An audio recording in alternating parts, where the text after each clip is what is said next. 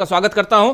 सीधा आना चाहता हूं राहुल लाल जी आपके पास। किस हिसाब से आप देखते हैं राहुल लाल जी, एक तरफ नरेंद्र मोदी आज पहली बार जुबान खोलते हैं तो उसमें काला धन को भी लपेटते हैं, लेकिन यही नरेंद्र मोदी हैं जो सदन में जिनके भाषण से पहले जब राहुल गांधी भाषण दे रहे थे और एक तस्वीर दिखा रहे थे कि आपका और अदानी का रिश्ता क्या कहलाता है पूछ रहे थे, तो उसको कैंची से कुतर दिया गया था। मतलब उस भाषण के अंश को नहीं दिखाया गया था, राहुल गांधी को बाहर कर दिया गया। उसके बाद क्या कुछ हुआ राहुल गांधी के ऊपर हम सब ने देखा है, जिक्र अभी कर भी रहे थे प्रेम कुमार जी। आज अचानक नरेंद्र मोदी को अदानी अंबानी का नाम लेने की जरूरत क्यों आन पड़ी राहुल लाल जी? राजीव जी, आज सोचिए कि कल तीसरे चरण के चुनाव संपन्न हुए हैं और तीसरे चरण के चुनाव कहां कहां पे थे। एक तरह से सोचिए कि गुजरात जैसे जगह में भी हम लोगों ने पहले चर्चा की है कि क्या स्थितियां रही, उत्तर प्रदेश में क्या स्थिति है, कर्नाटक में चुनाव खत्म हो चुके हैं, महाराष्ट्र में भी परिस्थितियां बिल्कुल इनके हाथ से निकल चुकी है। तो एक तरह से जो पूरा मामला है तीसरे चरण तक में चुनाव, वो भारतीय जनता पार्टी के हाथ से निकलने के लगभग निकल चुका है वो। और वैसे में प्रधानमंत्री जी को अब वो उनके बौखलाहट में दिया हुआ बयान है। राहुल गांधी ने बिल्कुल सही कहा, उन्हें कैसे पता कि टेम्पो में भर भर के पैसा पहुंच रहा है।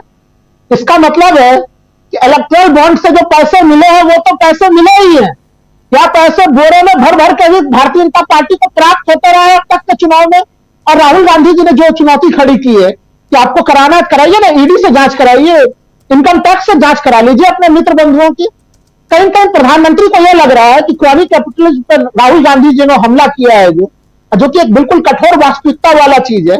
जिस समय देश कोरोना संकट से जूझ रहा था राजीव जी, और देश के सामान्य लोगों को आर्थिक सहयोग की जरूरत थी, उस समय हमारी केंद्र सरकार बेशर्मी के साथ कह रही थी कि नए नए उद्योग आएंगे, पूंजी जगत के लोग आएंगे, कारपोरेट टैक्स को घटाया जा रहा था।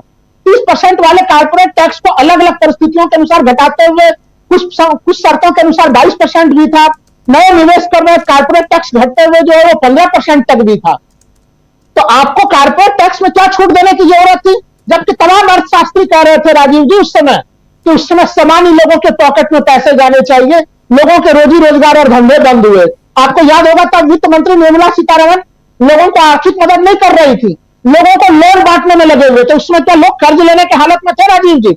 लोग बेरोजगार होकर घर में बैठे हुए थे। वहीं से तो वो एक आर्थिक असमानता की जबरदस्त स्थिति बनी कि अमीर लोग अमीर हो गए, हमारा असंगठित क्षेत्र आज तक खत्म हो गया और असंगठित क्षेत्र पे कब्जा हो गया इन चंद पूंजीपतियों का। ऐसे स्थिति में प्रधानमंत्री जी को पता है कि जो आक्रोश है लोगों का इस समय इन चंद पूंजीपतियों के ऊपर बहुत ज्यादा है, तो क्यों ना बड़े सावधानी के साथ उस आक्रोश को फिर से कांग्रेस के ऊपर ही डाल दिया जाए कि कांग्रेस उन्हीं के पैसों से पल रही है, उन्हीं की चीजों से कर रही है। हमें लग रहा है कि उन्होंने अपने आप को बचाने का यह आखिरी प्रयास किया है, और उनका कितना बड़ा सफेद झूठ है। मैंने भी जब प्रधानमंत्री के इस बयान को सुना राजीव जी, तो उस बयान को हमें भी काफी आश्चर्य हुआ कि राहुल गांधी तो भाई लगातार मई महीने में हर भाषण में जो है अदानी अंबानी का नाम ले रहे हैं। अब कितना जोर से वो नाम ले कि प्रधानमंत्री सुन सके उनके नामों को। प्रधानमंत्री ने नाम सुनकर अनसुना किया है और देश के सामने में झूठ बोलने का फिर से उनका जो रिकॉर्ड है वही रिकॉर्ड उन्होंने किया। उन्होंने अपने आप को बचाने का आखिरी प्रयास किया। लेकिन हम लोग राजीव जी जानते हैं कि जब सत्ता बदलती है तो मौसम वैज्ञानिक केवल राजनीति में नहीं होता है राजीव जी। सत्ता के संबंधित बदलाव को हमारा उद्योग जगत भी भांप लेता है, और उद्योग जगत से जो रिस्पांस प्रधानमंत्री जी ने समझा होगा, कहीं कहीं वो झटका जो उनको मूल झटका लगा उनके दिल पे झटके कि जो हमारी पार्टी हम लोग जो आंतरिक वर्णन निकाल रहे हैं और उद्योग जगत का रवैया जो उनके प्रति जैसा पहले उनके लिए प्यार रहा होगा, वो प्यार अभी भी वो उम्मीद पाना चाह रहे हैं, वो प्यार उन्हें नहीं मिल रहा होगा। मैं इन दो उद्योगपतियों के संदर्भ में केवल नहीं कह रहा हूं, क्योंकि ये एक हम लोगों का अगर तमाम चुनाव में देखा राजीव जी, तो ये नेचर होता है कि उद्योग जगत सत्ता पक्ष के साथ ही होता है, वो हमेशा वो विपक्ष के साथ नहीं होता है कभी भी। तो इन स्थितियों को उद्योग जगत ने भी भांपा है। प्रधानमंत्री को संकट है, प्रधानमंत्री समझ रहे हैं कि हमारे आंतरिक मूल्यांकन में भी हम चुनावी रेस से बाहर हैं, और मुंबई के आर्थिक जगत ने भी हमें चुनावी रेस से बाहर मान लिया है। यह है उनके परेशानी का सबसे बड़ा कारण। मुझे तो लग रहा है कि आने वाले समय में राजीव जी प्रधानमंत्री जी के और भी अमर्यादित बयान सुनने के लिए यह देश तैयार रहे, क्योंकि अब उनके जैसे धीरे धीरे उनका झोला उठा के जाने का समय आता जाएगा, उनके बोल और बयान तमाम बिगड़ते चले जाएंगे। लेकिन विपक्ष के लोगों के लिए चीज है कि जिस तरह से उन्होंने प्रथम 3 राउंड बिल्कुल मजबूती के साथ जमीन पर रहा, एकदम एकदम जमीन पे खंभा खूंटा गाड़ के रहे, आखिरी चरण तक बिल्कुल उसी रूप में उसी ताकत के साथ वो लगे हुए रहे। देश की जनता उनके साथ बहुत मजबूती के साथ खड़ी है। उत्तर प्रदेश में पिछले बार तीसरे चरण में 2 सीटें ये लोग जीते, तो इस बार रिवर्स हो रहा है राजीव जी, एकदम बिल्कुल 2019 से उल्टा नतीजा। 2 सीटों पर भारतीय जनता पार्टी और 8 सीटों पर जो है वो टीम इंडिया के लोग आ रहे हैं। ये स्थितियां एक उदाहरण के रूप में मैं बता रहा हूं। ये क्लीन स्वीप स्थिति में खत्म है, कर्नाटक में समाप्ति के कगार पे है, महाराष्ट्र में समाप्ति के कगार पे है। तो उन्हीं प्रदेश ने प्रधानमंत्री जी को ये बड़े झूठ बोलने के लिए बाध्य किया है राजीव जी। बिल्कुल बिल्कुल बिल्कुल है कि यहां पर जो नरेंद्र मोदी अदानी अंबानी का नाम तक नहीं लेते थे, आखिर नाम लेकर यहां जनता के बीच क्या मैसेज देना चाहते हैं? देखिए, राहुल गांधी ने इतना मैसेज तो दे दिया कि अदानी और अंबानी की ये सरकार चल रही है।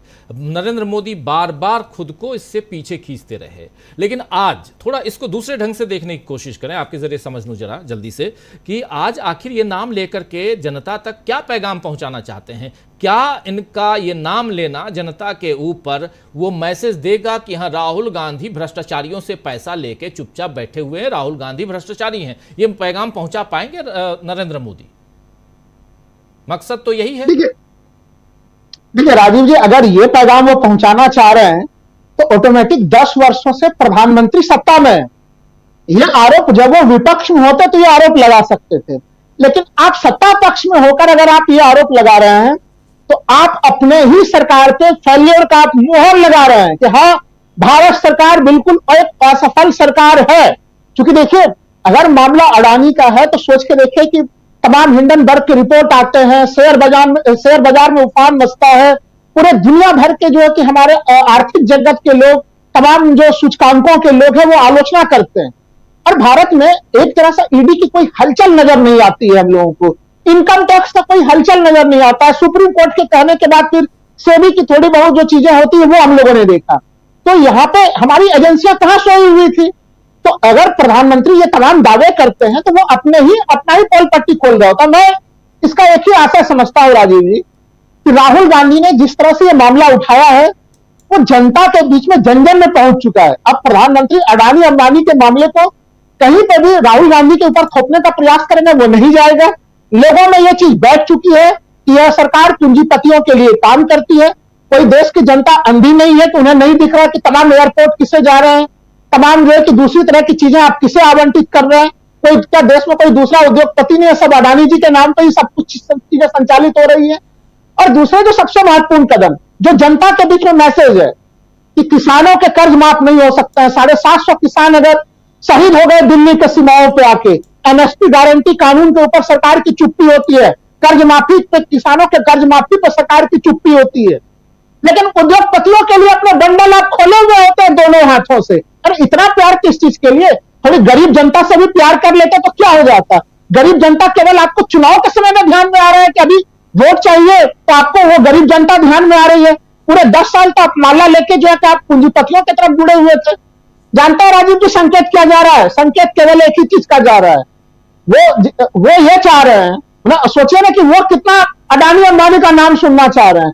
तो अपने भाषण में एक बार राहुल गांधी नाम ले रहे हैं, उन्हें लग रहा है कि उन्हीं की तरह माला जपते रहे लोग, अडानी अंबानी अडानी अंबानी अडानी अंबानी, तब वो सुनने के लिए तैयार होंगे। यह एक तरह से उनके उल्टी गिनती की बड़ी शुरुआत की स्थिति है। प्रधानमंत्री ने अपने ही पैरों पे खुद कुल्हाड़ी मार ली। हम आपको याद होगा राजीव जी, 22 जनवरी से हम लोग चर्चा कर रहे हैं जब मंदिर की प्राण प्रतिष्ठा हो रही थी। हम लोग सभी लोग बोल रहे थे कि मंदिर का मामला टिकने वाला नहीं और इनको विषय खोजने पड़ेंगे। प्रधानमंत्री आज से परेशान नहीं है कि क्या विषय लेके आए, कि अभी चुनाव 1 महीना का है, विषय कैसे खींचे। प्रधानमंत्री जनवरी महीने से परेशान है कि हम किस विषय पे जाएं। मंदिर का मामला लेके आते हैं, असफल हो जाता है, दूसरा मामला, तीसरा मामला, चौथा मामला। वो बेचैनी उनकी उसी समय से चली आ रही है। चूंकि ये आपका रिपोर्ट कार्ड देने का समय था प्रधानमंत्री जी, आप अपना रिपोर्ट कार्ड नहीं दे पा रहे। आप वो आंकड़े लेके आते हैं कि आपने बेरोजगारी कितनी दूर की, आपने तमाम क्या क्या योजनाएं दी, आपके स्मार्ट सिटी किधर है। हम लोग देखना चाहते हैं आपके स्मार्ट सिटी किधर है। आपके बुलेट ट्रेन में थोड़ी यात्रा कर लेते हैं हम लोग। तो वो चीजें, किसानों की आय कहां डबल हुई है, किसान थोड़े खुशी मनाते हुए नजर आ जाते राजीव जी। वो उपलब्धियों का कार्ड नहीं है। यही कारण है कि ये अपना विषय, अपनी उपलब्धि की गिनती नहीं करा पा रहे हैं। और जनता अब सोचिए कि इनके अपने ही वोटर इन्हें वोट देने नहीं आ रहे हैं। अगर गुजरात में जिस तरह से मतदाता की संख्या वहां तो लोगों में रुझान नहीं था, खुद जिस बूथ पे बड़े दुख के साथ कहना पड़ता है कि चुनाव आयोग काम नहीं करता, लेकिन प्रधानमंत्री की आदत बनी हुई है कि वो हर बार वोट देने के लिए जाता है और वो रोड शो निकाल देते हैं। वो रोड शो भी इनका काम नहीं आया और उस बूथ पे भी वोट परसेंटेज गिरा हुआ रह गया। ये कैसी स्थितियां है? तो इनको अब सब लोग इनको छोड़ चुके हैं, इनके अपने समर्थक ही इनसे नाराज हो चुके हैं। और विपक्ष, ये जो वोट प्रतिशत दिख रहा है, यह केवल और केवल विपक्षी वोटरों का उत्साह है जो कि वोट प्रतिशत नजर आ रहा है, नहीं तो अन्यथा ये तो पूरा चुनाव जो है कि सुसुप्तावस्था में चला जाता है। राजीव जी, यही कारण है कि अभी और भी, मैंने पहले भी प्रथम खंड में भी कहा, प्रधानमंत्री के अभी और भी ऐसा एक्स्ट्रा ऑर्डिनरी बयान जो उनके पार्टी को खूब नुकसान पहुंचा वो सुनाई देंगे। और मैंने आपके कार्यक्रम में पहले ही कहा था कि अब बीजेपी के लोग प्रधानमंत्री से डरने लगे हैं कि अगर प्रधानमंत्री का कार्यक्रम हमारे लोकसभा चुनाव क्षेत्र में हो गया तो प्रधानमंत्री कुछ और वोट घटा देंगे। प्रधानमंत्री भारतीय जनता पार्टी के ऊपर अब बोझ साबित होते चले जा रहे हैं। ये बात मैंने पहले भी कही थी और आज देखिए वो बातें प्रमाणित होते हुए दिखाई दे रही है। राजीव जी, जी बिल्कुल, बहुत शुक्रिया राहुल लाल जी। और ये जो आखिर में आप जो कह रहे हैं वो बहुत इंपॉर्टेंट बात आप कह रहे हैं कि प्रधानमंत्री हमारे क्षेत्र